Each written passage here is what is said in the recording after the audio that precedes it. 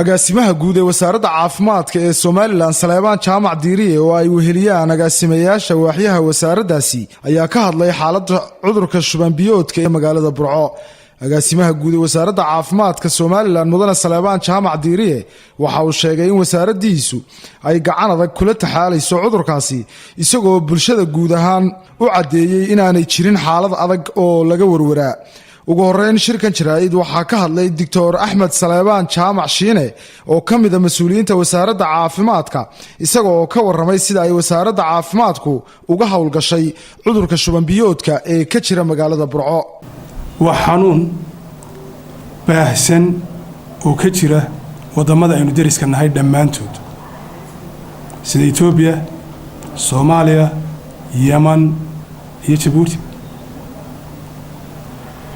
cudurkaasi wadamada waxaynu leenahay xidhiidh isu socod dadka ku nool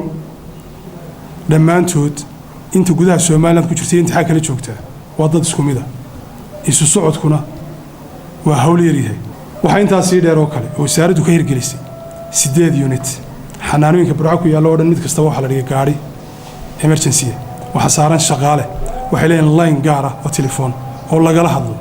oo area-da uu ku beegan yahay cidda joogta ay kala hadasho haddii dhibaato timaado marka ama xaalad maqlaan in ay la soo hadlaan telefoonka dabeedna halka loo gurmado laga soo qaado. waxaan adeegsanay oo bilownina adeegsano kooxo volunteers oo loogu talagalay bukaankii marka meel la keeno waxa la kulma dadka la kulma way ka noqdaan waxay ku noqonayaan marka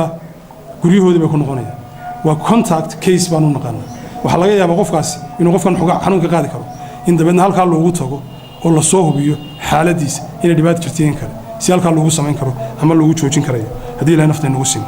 agaasimaha waaxda caafimaadka guud ee wasaaradda caafimaadka ee Soomaaliland Abiib Aadan Nuur ayaa isaguna ka hadlay shirkaasi jaraa'id. xanuunkan shuban biyoodka wasaaradda caafimaadku waxay u leedahay khibrad dhammaystiran oo ay kula dagaalamayso.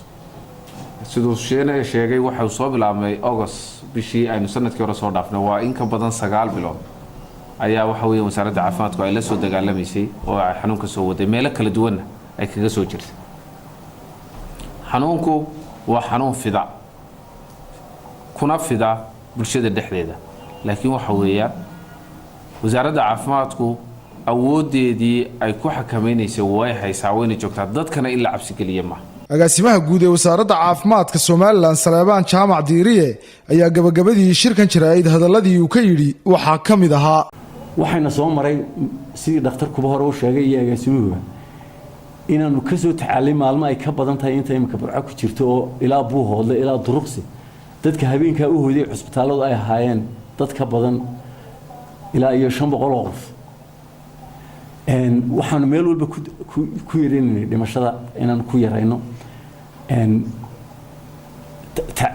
ugu talagalkan Burco ugu talagalna waxay midaan in badan ka gaashaamanay oo shaqaysay sida uu idin sheegay dhakhtarku waxa jira tiimamka ajaanibka ee la jooga iyo dadka noo soo gurmaday inay ku hawlan yihiin oo ay takhasus gaar ah dad u leh ku hawlan yihiin guryaha dadku ay ka soo dhaceen sidii uu heli lahayn ruudka meeshii ay waxan ka yimaadeen oo loo jari lahaa. taasina waxay yareynaysaa maanta alxamdulillah rabbil caalamiin Burco saaka dadka la ii soo sheegay waxa way dhowr 40 halkii maalmihii dhaweed ay boqolaal ahayd balse cabsidii dadka gashay maalmihii dhaweed aad loo qayliyay ma ahayn cabsi wasaaradda caafimaadka ku jirta runtii waayo waxay ahayd markaad wixii og tahay aad controleyso qofka gaariga wada hadduu gaarigu ruxmanayo darawalku garanaya inay dhibaato badan jirin hadduu ruxmado ama pilotka diyaaradda wada hase yeeshee rakaabka saaran waxa laga yaabaa inay cabsi gasho oo aanay waxa ka dambeeyay wasaaradda caafimaadku waxay dawladda iyo dadweynaha cadeynaysaa inay xaalad kaama ku jirto gacanta ku hayso ama deganaan af Soomaalihan ay degan tahay aanu ka adagnay shaqadan.